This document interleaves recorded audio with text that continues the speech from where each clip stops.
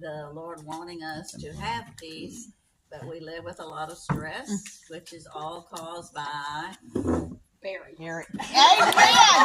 Wow. He's going home. Thank you. Thank you. But basically, stress is sin, really. The final, when you get to the real bottom of the thing, so to speak, in a sense, God allows it sometimes, and God even brings it sometimes. And our response is, how are we going to deal with it? Is a good thing for us to think about. I thought I would ask this question to start with.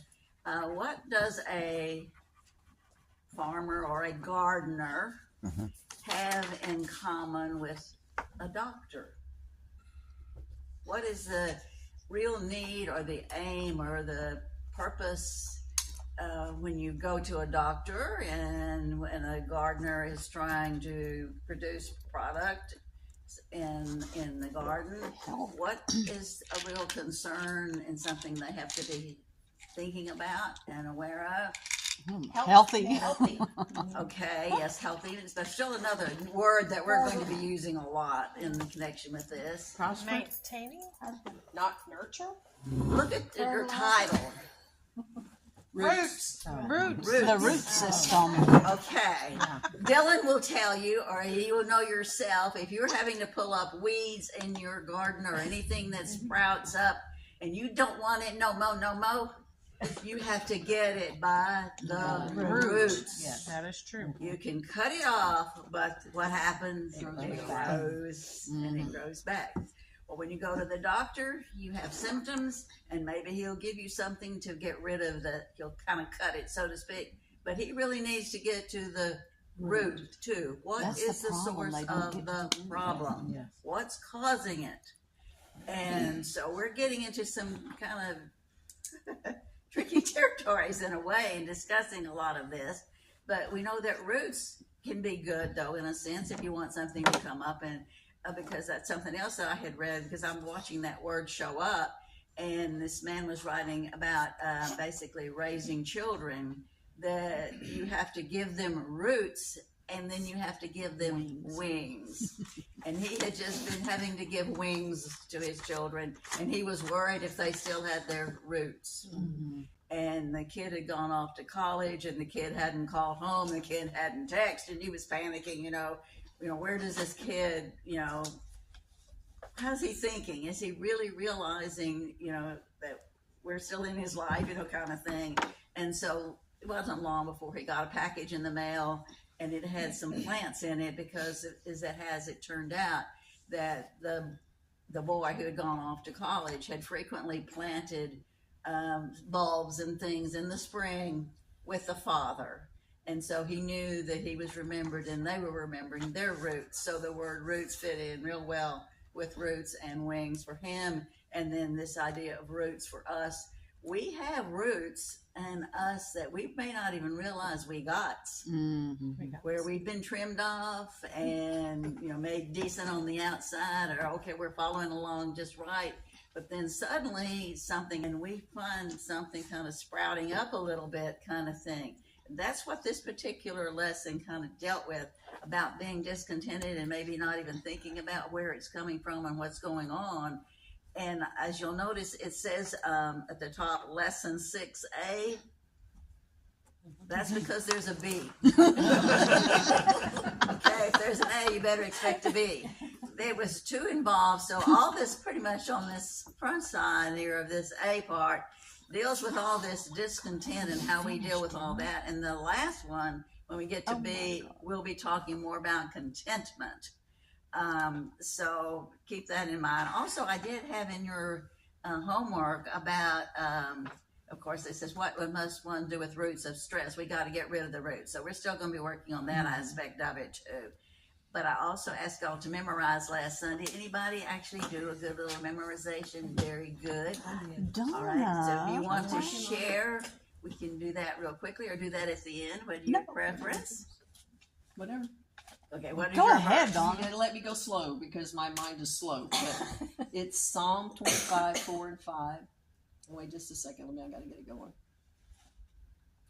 Show me your ways, O Lord. Teach me your paths. Guide me to your truth and teach me, for you are God, my Savior, and all my hope is in you all day long. Oh, that's And good, pretty Donna. good. Yeah. It's wonderful. Very A lot of good. good things in Psalms. And Anita? Mine was short, but it was, I am the light of the world. Whoever follows after me will not live in darkness. And it's John 8:12. Very good. Very good. I'm so Anybody else want to give me one? I would be cheating if I give you mine. Okay, I'll get you next time then. Okay, y'all keep working. Oh, I'm sorry. Mine was Psalms 100. Make a joyful noise unto the Lord. There you Okay, go. so you were really singing today, I noticed. And, so, yeah, and you were practicing it. Right. Okay, that's great. Remember, yours has steps on it. You were to pick them out and then to share them and to actually use them and that sort of thing. So maybe in the process of this study, you'll even come up with some other verses that you're wanting to include in your listing of things you want to remember. So in the introduction, looking at your paper, peace can overcome stress only through Witness. our witness. witness. Who is with us? Jesus. Christ is with us. Okay.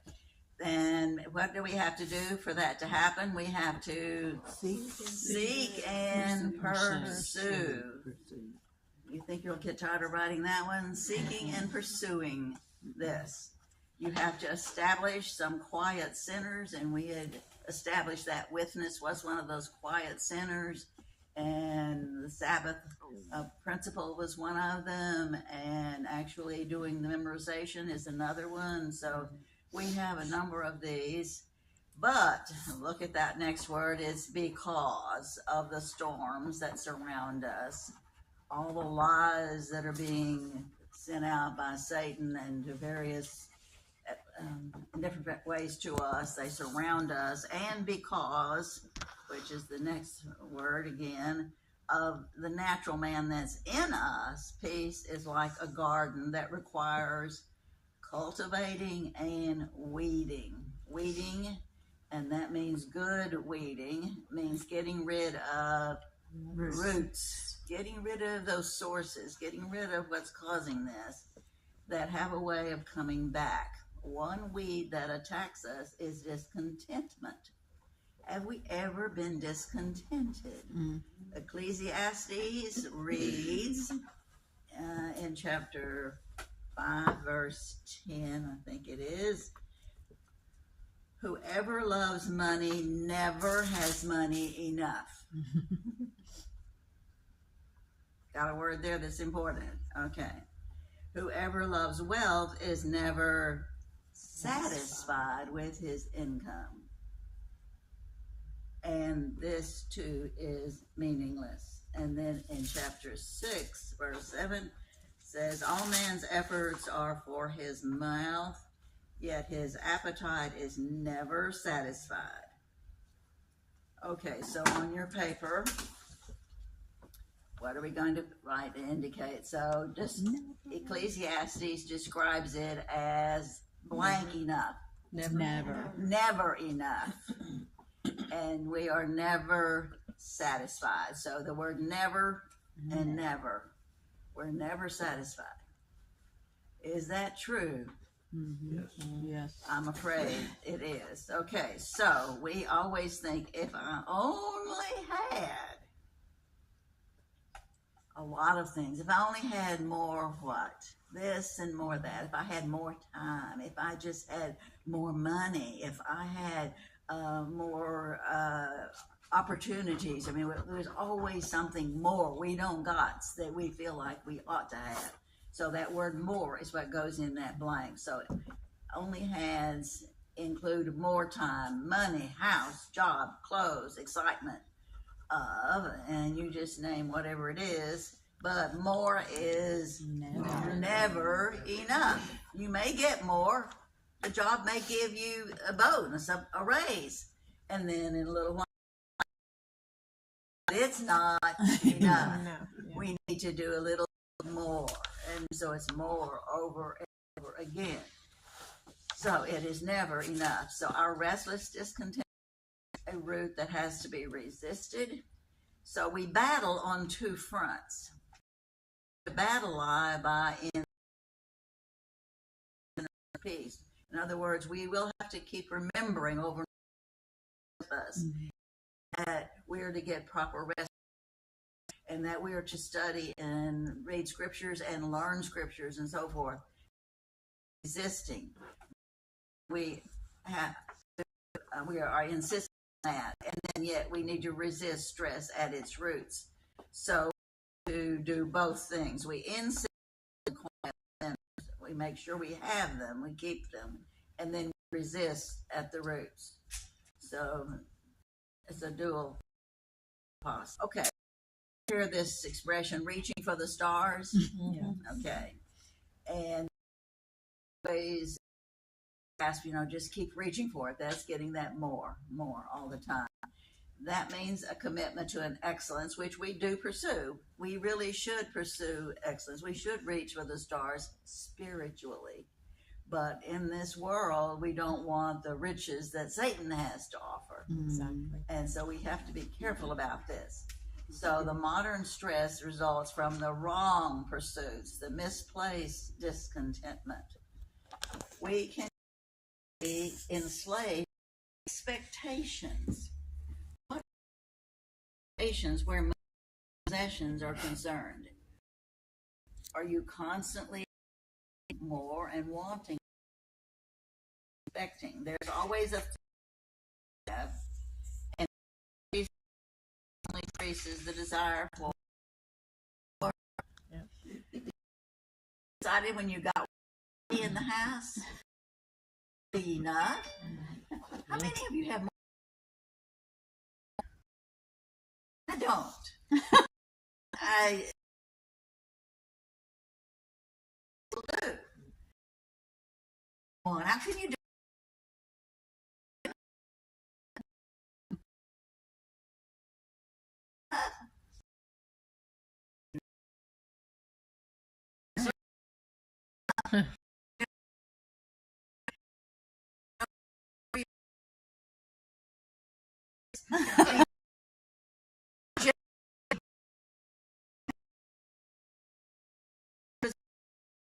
Expectations, they just grow.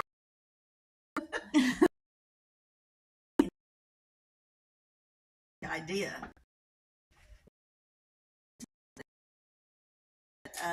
The little one, what we did at our house was we added on at the back to take care of, and that started out with for when we moved to the house. I didn't have animals.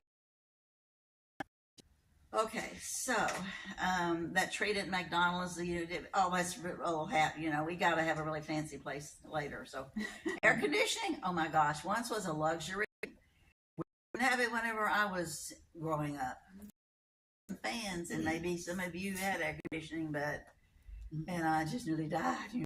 I was going to college, and I was in a bedroom, door closed, and fan running, and just pouring down my face.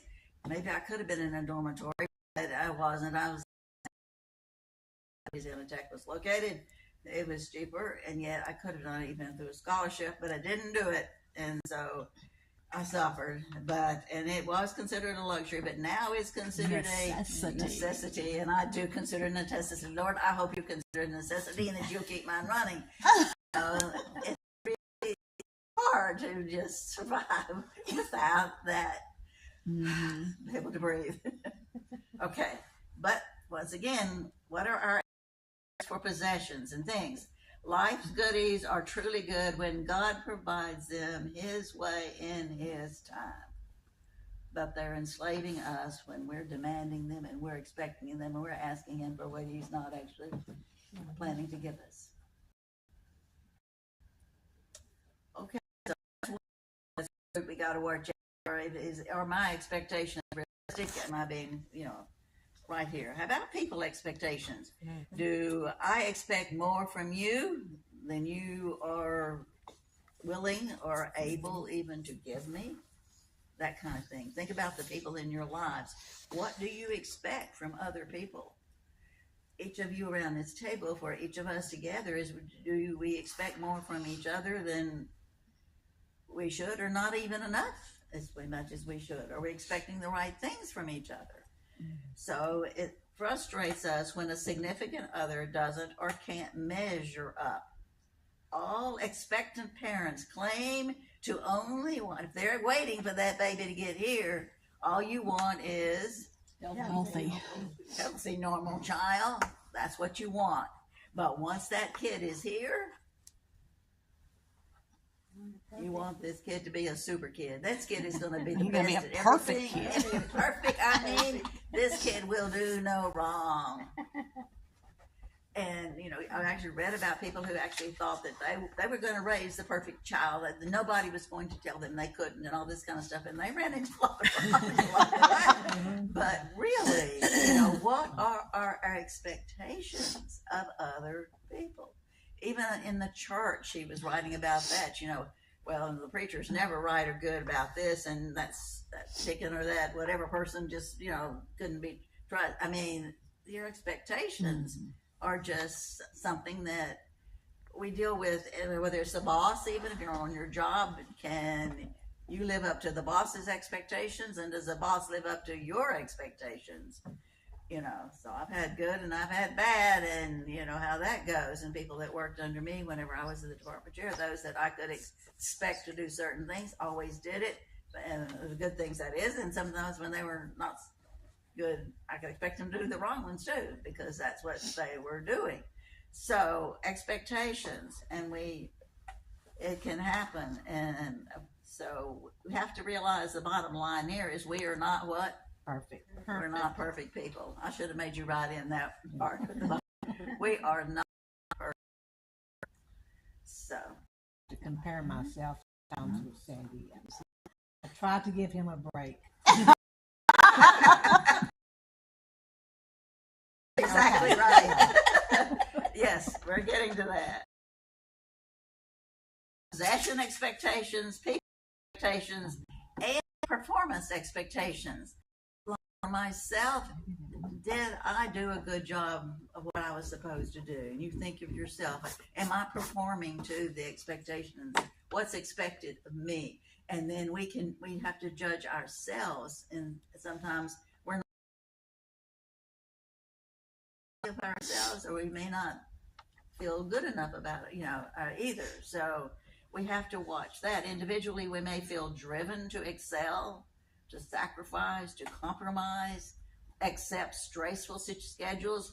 Okay, so the boss wants you to somebody to volunteer to do this particular thing, that take on this extra job. I'll do it, you know, and you do it because you think that's you. And when you do, you kind of go under because you do too much.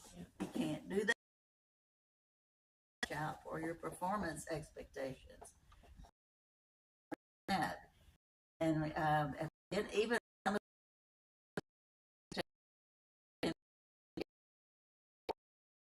still And satisfied.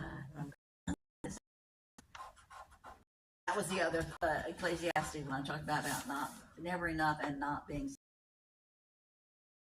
of yourself. Just meet those expectations. Mm-hmm. They're just too high. So you have to be aware that is, you're putting that in the way. It even leads to some people commit their expectations themselves, and the ability to maintain relationships. You just aren't able to get people because you have expectations were too high for yourself. And then we come to Nita was bringing up this idea of comparison, because that's also a problem. It's a source of discontentment.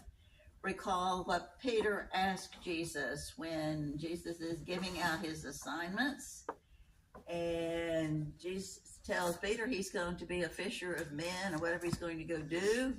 And what did Peter say? What about John? What about him? He's pointing to John. Jesus, what do you want John to do? Oh my goodness, I'm just not. Okay, no. That was not what Peter should be concerned about. So he's trying to, Jesus basically responds, don't compare. Jesus, don't compare.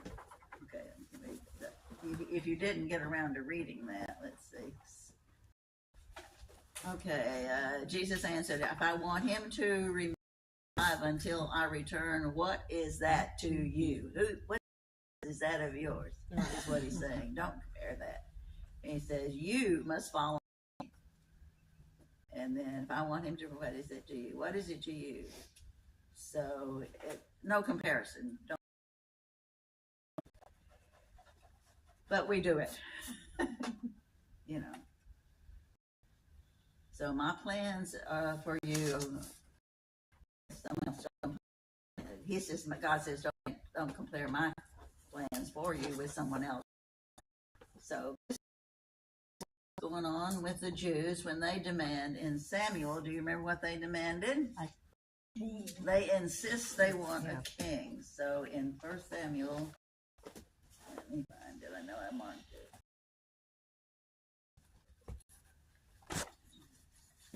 Here it is.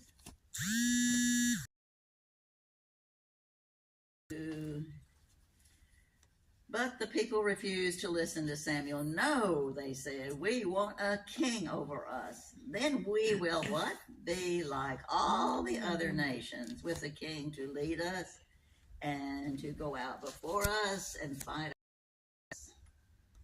And Samuel heard all of what people said. He repeated it before the Lord, and the Lord answered, listen to them and give them a king. He says, I'm tired of hearing it. Because in the verses up above, it talked about how things were going really well with the leaders that they had at that time. They were not at war. Mm-hmm. Just go ahead and get your to go to war. I did here, and let them have it.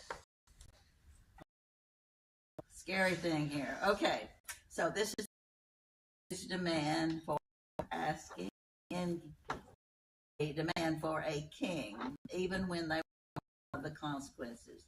The Jews want to be like all the other nations.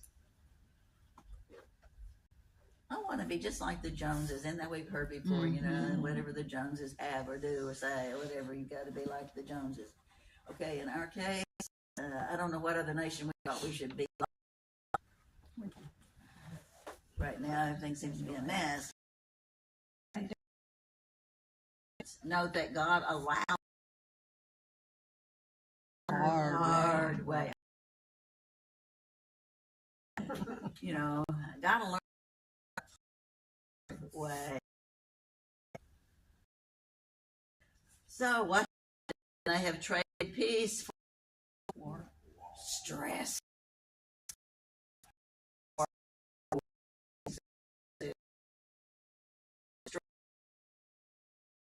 Stress, war, trouble.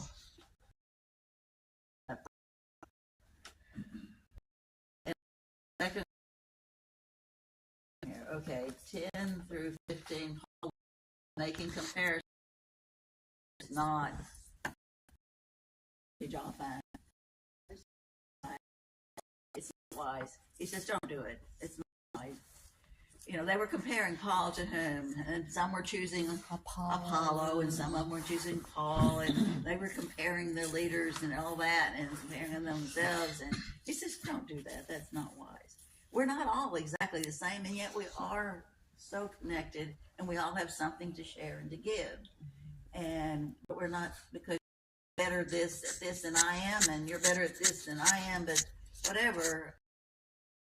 With what I can do and let you do what you can do best. Everybody, there's what's their best, and accept everybody for their best. So don't. Comparisons are with people in situations where the other has, what word we keep writing? More. Has more, whatever it is. You know, like I like him more because she has more creativity than I've got, say. that would not be good, or whatever. You have more of this or more of that. Okay, so if we allow discontentment to steal our peace, that takes away from you. We cannot enjoy what God said. We learn that God richly provides every our enjoyment. That was in 1 Timothy 6:17, which we had. So He richly provides everything for our enjoyment. So our focus must not be on what we do not have, which is what we tend to focus on. Instead, we want to be sure that our focus is on, make us totally aware, Lord, what we already have. We have our